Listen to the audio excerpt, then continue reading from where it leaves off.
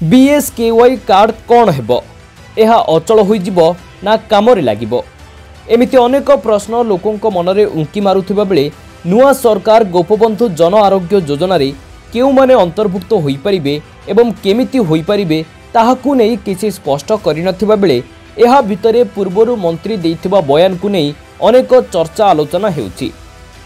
सेपटे बंद हेबो बीएसकेवाई कार्ड ता बदल रे लागू हेबो गोपबंधु जन आरोग्य योजना एने राज्य बजेट रे मुख्यमंत्री घोषणा करथिले। एहा सेप्टेम्बर 10 तारिख जाई चलिबो। एहा परठारु गोपबंधु जन आरोग्य योजना माध्यम रे स्वास्थ्य सुविधा मिलिबो। बीएसकेवाई रे जेतिकी सुविधा मिलुची गोपबंधु जन आरोग्य योजना रे समान प्रकारर सुविधा रहिबो बोली स्वास्थ्य मंत्री मुकेश महालिंग कहिथिले। हेले ए पर्यंत सरकारक तरफरु गोपबंधु जन आरोग्य कार्ड केमिति हेबो ताहा स्पष्ट होई नाही। विज्ञप्ति प्रकाश पाइबा परे जना पड़िबो बोली वरिष्ठ सांबादिक कहिसंती। अन्यपटे जेउमानकर बीएसकेवाई कार्ड रहिछि एवं राशन कार्ड रहिछि सेमाने एही कार्ड पाई परिबे आ पूर्वरु जेउमाने बीएसकेवाई कार्ड रु वंचित थिले सेमाने मध्य पाई परिबे।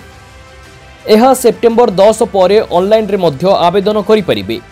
एहा पुरुषंक पई 5 लाख एवं महिला मानक पई 10 लाख टंका पर्यंत सहायता जोगाई दिया जिवो बोली कुहा जाउछि। भुवनेश्वरରୁ कैमरा पर्सन देवाशीष सह बबिता दिनांक टीवी।